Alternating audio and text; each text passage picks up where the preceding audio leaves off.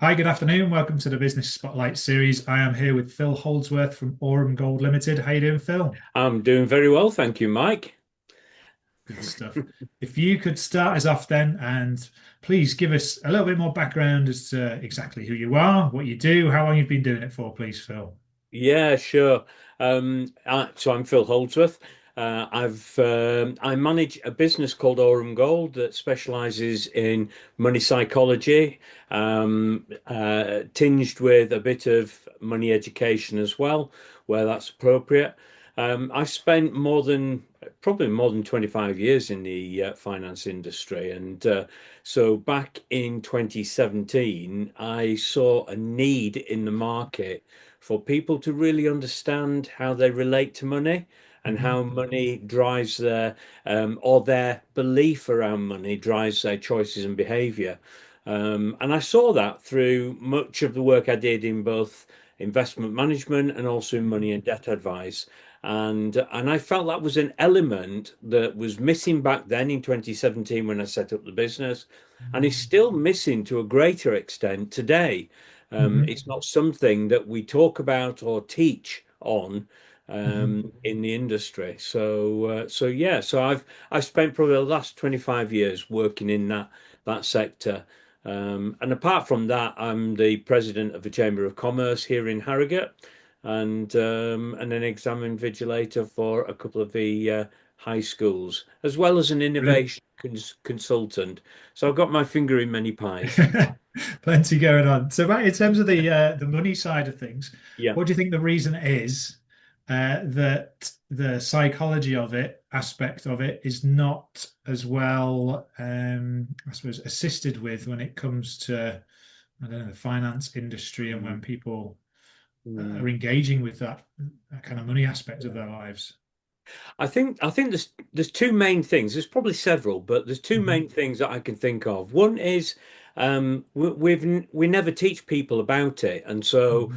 for example, we just assume that it's just about people's ability to make choices, and yes, in part, but it's also about knowing who you are and what drives you, and where do those Hmm. drivers or those um, what we call glimmers and triggers. Glimmers are the positives, and Hmm. triggers are the things that potentially could cause us stress and anxiety and hold us back in life. So those areas we just not really taught about a great deal. The other side is the finance industry understand psychology. They Hmm. use psychologists to help you and I spend more money, buy more products in the Yeah, yeah, finance industry, take out loans, credit cards, things like this. Things that we just take for granted, and we just think they're a part of everyday life. And yet there are certain drivers that sit behind it. So they use various biases to inform us, called framing bias, the way that we put information to elicit a response from our target audience. You only have to look at the daytime TV and see, depending on the nature of the program, determines the type of audience they think are watching, and you get leaving something for your loved ones, having a sure. funeral plan. What do you leave behind when you pass away? Uh, your pensions and things like Yeah. this. So there's an awful lot that's going on, but it's driven by an understanding of how the psychology of human beings operates. And so Hmm. they know it well, but as a general populace, we Yeah. just think, well, this is me, and we don't give it any real thought, and nobody talks to us about it. And so, do you help them people understand what's going on for them when they're making those choices in order to, I suppose, have a more informed choice as to well, what is the outcome you would like Yeah. and Um, understanding how they're making decisions? How does it work from, let's say, if I was to yeah. come to you and say, Phil, can you help me? Yeah. If somebody comes to me and says, Phil, can you help me? Well, first of all, I'd want to know, well, what do they think the problem is? Hmm. And oftentimes, people who, for example, are feeling that sort of indebtedness, Hmm. Money's getting away with them, or the borrowing of money, or what have you. And they could put that down to, well, I need more money. And one of the typical responses there is, sure, I ought to just go and get another job which pays more. Hmm. But nobody ever stops and asks the question, is it the money, or is it something about you and your belief in money? Hmm. So one of the things I often ask people is, in a word, what does money mean to you? And you'll get things like security, Hmm. choice, freedom, and there's a whole plethora of words that people come up with. So naturally, my next question is, okay, in order to feel that security, freedom, choice, how much money do you need? And that's where people stop for a moment, and you can see the cogs going. They're trying to work out how much money they need. And one of the things that they will often find is it doesn't matter what figure they come up with, you can double it, treble it, quadruple it. It's not about the money, it's about our belief around money and how Hmm. that affects the way we make choices in life and the way we behave. So if, for example, somebody's coming to me and asking me for help, I need to sort of chat with them about why do they think they need help? What is it do they think they need help with? What's actually going on? And Hmm. oftentimes you'll find individuals saying, well, I just feel stressed and anxious. And this can happen for anybody. It doesn't have to be Yeah. somebody in difficulty. It can be Yeah. somebody who's wealthy and still feeling anxious about money. Yeah. Yeah. And so it's really starting to get below the surface Hmm. of why that anxiety is there. Where do they think it comes from? What's their backstory? I'll give you an example, if I might. Yeah. Yeah. Go I, ahead. I, I had a very, very successful businessman come to me one day. He sought me out. He was from the States. He was based over in Poland, I think it was. And he says, I've come across you, and he says, I really need a coach to help me with my money. I've got a coach for my physical well-being. I've got a Hmm. coach for my dietary needs. And I just need a coach for how to manage money. And I said, why do you think you need a coach to how to manage money? And he said, simply, he's not very good with money at all. But when we started to talk and I learned something of his backstory, I found not only was he not only good with money, he was Hmm. very successful in his business. He ran a business helping individuals transition from the military to Civvy Street, and Hmm. usually at a fairly senior level, so from officer to a director post or something like this, or a Sure. managerial post. Yeah. And so he's not dealing with any, sort of everyday things. He's dealing with quite high level individuals and thinkers. And so it puzzled me why he thought that he was bad with money. We talked about the performance of his business and how that was going. And one of the things he told me was how much he had in the bank that was just sat there. And Hmm. everything about it, I often say to people, let's look at the facts. Everything Yeah. about the facts said, you are good with money. So I Hmm. said, where did this idea originate from? Can you remember the time when you really started to notice what you were thinking with regards to money? And he recounted the story of his relationship with his father when he was a little boy. And his Hmm. father never seemed to encourage him when it came to sort of handling money. No matter Yeah. what he did, he could never satisfy his father. And so that's how life went for him. And I said to him, I said, so, where's your father now? And unfortunately, his father had passed away. And yet that belief was so intrinsically ingrained in his life that even though his father was no longer around, he couldn't hear his father's voice. And yet his belief Hmm. was as if his father was just there Yeah. at the time. And that's how powerful beliefs can be in terms of driving our behavior. So one of the things I noticed about him was he'd post on LinkedIn, for his sort of marketing of his business.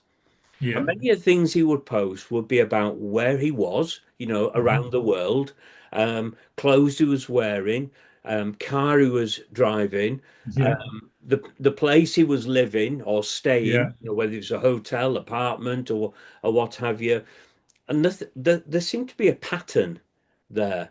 It was almost as if he was saying, I'm needing to be, I don't know, affirmed. Sure. He's looking for affirmation from Yeah. people. Validity from the outside world. Yes, yes. Yeah. And so and I said when we talked about his father, he was still looking for that from his father, but Mhm. clearly he was never going to get it from his father Sure. anymore. So he was trying to get it from other people. But as we started to peel back the covers Mhm. on these beliefs, all of a sudden now he's aware of it. It's like anything in life. You don't know what you don't know. So how do you know how to do something about the things you don't know about? So Yeah. the moment you start pulling back the curtains and started shedding light on some Mhm. of the beliefs, some of the attitudes, some of the behaviors that go with it, Mhm. you then are in a position to make choices as to do you continue down that route or do you choose to behave differently? Yeah. And some people might say to us, well, this is who I am. And that's them saying, I can't change. Yes. Um, Denial of the ability to change, which yeah. And the is a question then behavior. is, yeah, do you want to change Yeah. or are you can't be bothered to change? Mm. It's too much hard work. You'd rather just keep going. But the trouble is, by keep going, it could be you proliferating Mhm. those beliefs that cause you stress and anxiety, when in actual fact, changing those beliefs and those behaviors could actually reduce your stress and anxiety. And in the area of money, that's a big thing. The Mm. fact that when people get stressed and anxious about money, it not only affects them at home, it affects them at work, it affects them in their social interactions, their involvement in community, their relationships. Sure. 1 in 4 marriages or 1 in 4 relationships break down because of money conflict, which Mhm. is that's a high number. Yeah. Um, Yeah. and yet we think, why can't you be more like me? The And the mirror. answer is it's because we're unique individuals. We're Yeah. not Yeah. like each other. But if we can understand me, then I've Yeah. got a fighting chance to begin to understand you as well. So we're using finance, money as Yeah, the I suppose the example here. That kind of essence of change and noticing habits and awareness and saying, okay, how right now I understand that this is going on. How can I stop that? Because that is ultimately a personal belief is that it's kind of generational work. yeah, That the work of the human being as a species to kind of start going, what are we doing? yeah, But I mean, yeah, it's yeah, hard work. But I think we're in a space now where lots of things are changing. Lots of people have got fear, and but yeah, ultimately, all that change by going with it in the right way is reflecting back on us as our yeah, psychology, and it's a chance to go, what are we doing? It's a bit scary, but yeah. it's kind of the truth. It is, and I think we'll teach people about physical health. We'll teach people about money education. We'll teach people about their dietary needs and things like this. There's all we'll talk about mental health and Mhm. well-being. But when we talk about money, we never talk about it in the frame of how these beliefs, these attitudes Yeah. impact the way we view money. And it's interesting. There's a book called the 30 Lies About Money. We've Mhm. talked about those two questions I mentioned earlier about, in a Yeah. word, what does money mean to you? And it addresses some of these lies that we have absorbed about it, and we tend to absorb them because we don't understand ourselves. Mhm. And sometimes it may be that we don't want to know ourselves because we're not happy with what we see. Yeah. Or Yeah. it's just that we don't know how to do that because nobody's helped us. Nobody's That's shown it. us how to begin to understand ourselves. Yeah. Again, it's another reflection on a lot of things that we believe, but they change over time as well. But that's another kind of conversation around kind of general accepted theory and what it's just what people do. Yeah. Why is it that we do that? And until people like yourself help question these things, Mm. then they don't change. But I say I think that there's power in Yeah. questioning things in order to change for the better, which is kind of Yeah. progress. It's interesting on that there are lots of influences on why we believe what we believe. So our Mhm. upbringing, our family environment, the Yeah, people definitely. we Yeah. grew up with, the people we looked up to, the Hmm. what I call significant others in our lives, people like parents, guardians, people in authority, teachers, and so on. Hmm. So there's that side. There's our cultural side. What does our culture ch teach? One of the things that you find in the UK is the fact that we're almost like being more like the Americans. Hmm. Our view, for example, of things like credit wasn't there, in a strong way prior to the war, but it was as a result of the war and following the war Hmm. that we decided to adopt some of the attitudes of the Americans. And credit was one of those areas. So it's become an accepted norm to the point whereby people are being rejected in terms of their mortgage applications because you don't have a credit history. Go and get a credit card, go and take out a loan, go and get some debt and show us how you manage it, and then come back. And you're thinking, we've got the world upside down here. Yeah. We're Incentives one, are wrong, aren't they, in the industry? yeah, yeah, yeah. Or I say wrong, that's an opinion perhaps, but the incentives could be different. Yeah, they could be. So, for example, for many, many years, we would only look at things like credit cards, overdrafts, Mhm. loans. Um, and it's only in the last 10, 20 years that we started to embrace all the other bills that people pay in life, Mhm. utility bills and so on, rental payments, which weren't ever really taken into Yeah. consideration. And so that's becoming more helpful, but still this notion that we need to take out credit. I do know Martin Lewis talks about good credit and bad credit, and Mhm. good credit is that manageable credit, whether that be a mortgage, a loan, or Mhm. a credit card, or an overdraft. And it's manageable because you're able to accommodate it, you're able to pay for it. And if it's a credit card, as Martin Lewis often says, pay your credit card off. Don't leave, Mhm. amounts on your credit card because you're paying it off over time and you pay more interest on that. You Sure. pay more for Yeah, it. yeah. But the other side is that he talks about good debt being the mortgage because you can manage it, and that's an acceptable norm. But we our how we respond to things like that is very much influenced by those things I mentioned earlier, from family, culture, Yeah. the environment, community, the things that we've grown up to accept as the norm. I remember there was one lady saying to me on a course I was running. She said, I manage my money really well. She said, I know exactly what's coming in. I know Mhm. exactly what's going out. And I said, that's wonderful. I said, tell me, how often do you check your money? After much deliberation and toing and froing, we eventually got down to she Mhm. checks her money several times a day. To which I said, what are you Wow. afraid of? Yeah. And she just burst into tears. And then her backstory was simply this: that growing up as a little girl, all she would hear an aunt say to her is, "You must save, you must save," and that Mhm. was ringing in her ear even into adult years. And so spending big, getting a mortgage was like a huge obstacle for her because it Mhm. felt like she wasn't saving, she was spending, and she could hear her aunt's voice saying, "You Yeah. must save." And so she felt guilty and she felt ashamed.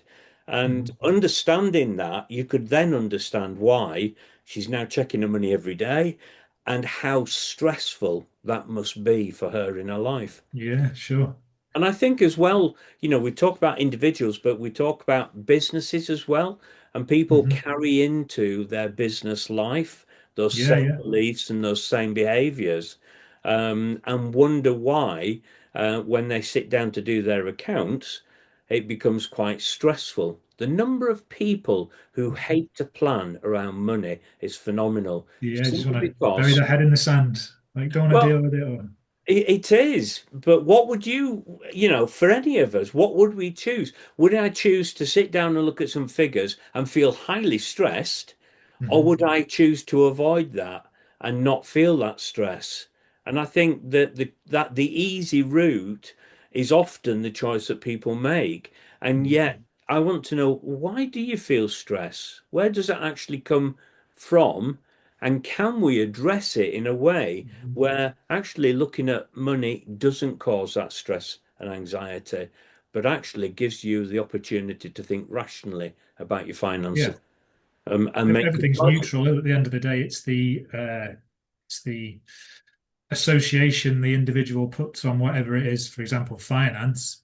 Like Yeah, money is neither good nor bad. It's yeah, energy or whatever in terms of how you want to kind of say it's a flow between people for according to value states. But ultimately, it's yeah.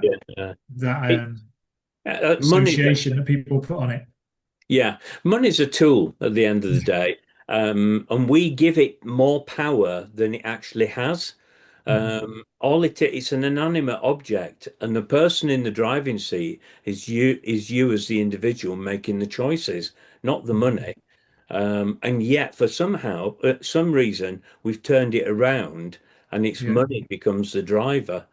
And we often Marketing. say, yeah, we often say if you don't know what's coming in and you don't know what's going out, then money's in control of you, not you in control of money. Nice phrase there to kind of end that point on. So, in Yeah. terms of yourself, Phil, and Yeah. the challenges, the opportunities for your business and what you do, what are Mhm. those for you, and how do you see things panning out in the future? I think mine's probably a little bit unusual in one sense, in so much as it's like swimming against the tide. Mhm. You bring in a concept in that's been there for decades and yet has never really been recognized when it comes to Mhm. the everyday consumer.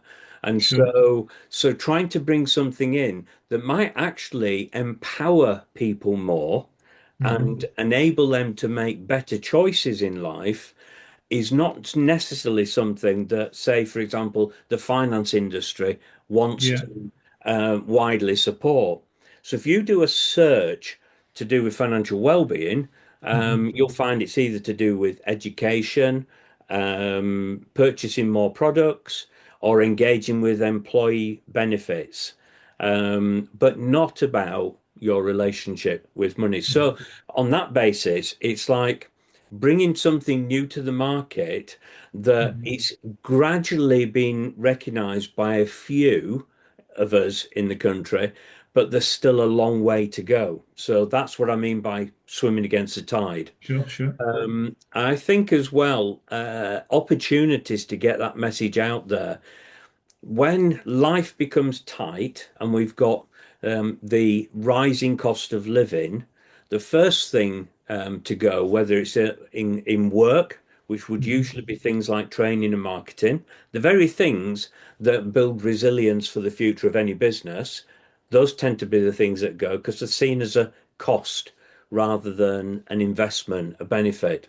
On a personal level, obviously, we're looking at narrowing things down. So we're Hmm. looking at can we cut things out, or can I get a better job that pays more money? But we never stop for a moment and think, why do I feel the way I do about finances? So it's how we react to the stresses that are brought to bear on a society as a whole, both Sure. nationally and globally. Presents you with a challenge, but also an opportunity, because that the opportunity wouldn't be there if the challenge wasn't there. So, That's right. Yes. yeah. Yeah.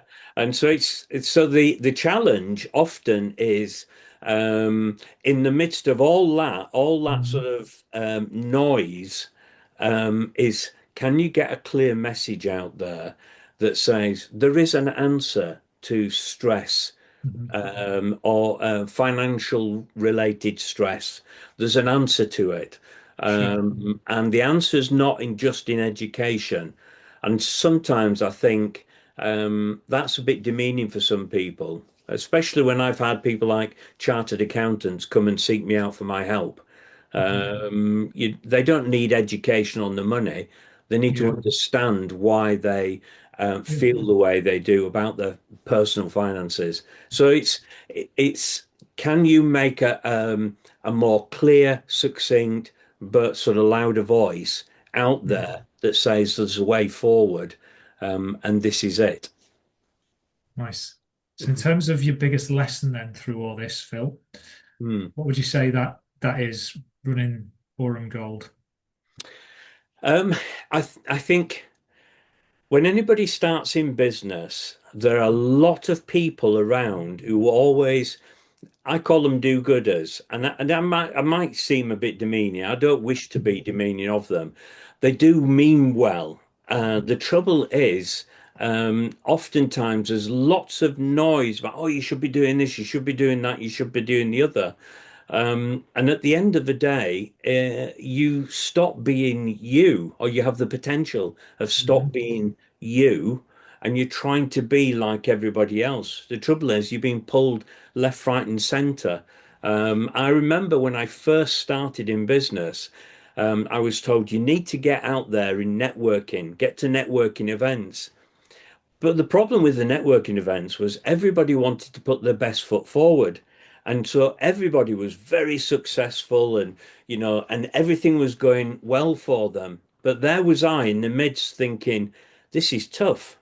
Mhm. This is not an easy journey at all. And all these people seem to be doing really well, and Yeah. I'm not.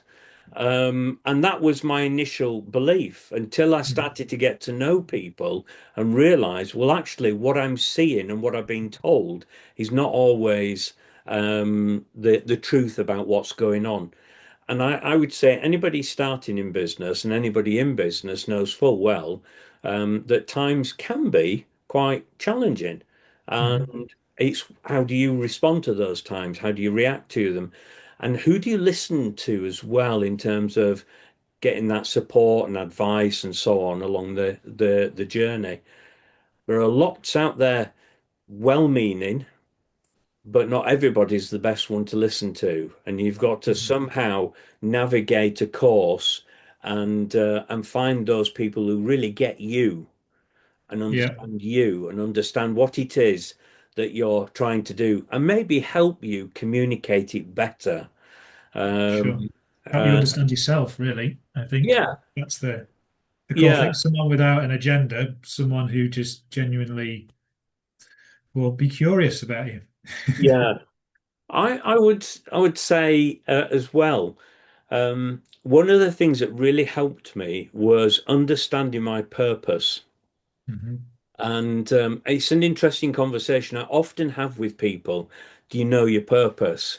They'll come up with all sorts of things, but never really necessarily fully understanding it. Or they're driven very much by, well, you need to have smart goals, smart objectives, and they'll come up with all the things they think they're supposed to be Yeah, saying. yeah. And I'll say, Conditioned no. kind of things from outside. Yeah, yes. Um, but when it comes to purpose, I say to people, I know what my purpose is. And for some, it might seem rather general, but my purpose is to make a positive difference in the life of another. I can do that in the work I do in my business, but I can do that in any aspect of life. Am I making a positive difference to somebody else? And to me, that is also part of my values that drives me in life. Mhm. So when I get somebody saying, wow, that's really helped me, they've had a light bulb moment, there's something really nice about Mhm. that I can take away that money can't buy. Yeah. Yes, The we're in feeling. business to Yeah. make money, but Yeah, it's to create that feeling, isn't it? That kind of connection with someone and for yourself and for them. And that's kind of how it all works. As yeah, far as I kind of understand. At its essence, it's something words sometimes are too clumsy to describe it, but it's just if you're aware of purpose, that's it. Yeah. yeah. Yeah, I job mean, job is working. yeah, and in terms of the work that you do through Action Coach, I mean, you'll know all about that in terms of helping people understand why they do what they do, Mhm. what are their primary sort of drivers, what's their values in life, and tailoring what they do around those values to meet the needs of others. Nice. Yeah, so That's right. I think, well, in terms of coming towards the end, if people want to get in touch with you, Phil, and have, a money query or anything else, uh, feel free to share your website, your contact details, any latest news around that now.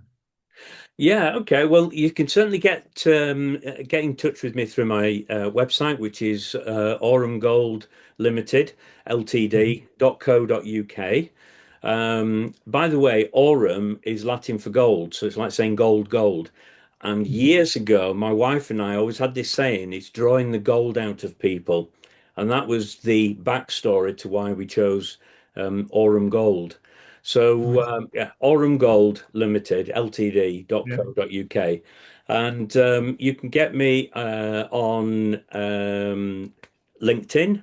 So if you look for Aurum Gold or if you look for Phil Houldsworth on LinkedIn, you can also contact me through that route. Um, I'd love to talk to employers and individuals, and it doesn't matter what they're facing.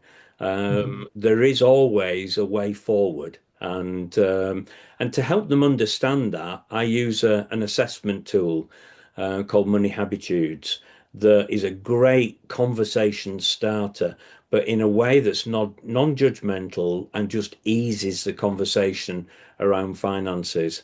And that's proved a winner every time with Nice. individuals and for companies as well. Good stuff. We'll put the links on the copy underneath the video and when we share it on LinkedIn so people can find you easily. Thanks, Phil. It's been a real pleasure talking with you, and I wish you all the best on your purposeful journey. Thank you very much, Mike, and I really appreciate you inviting me on to your podcast. So thank you very much. Most welcome.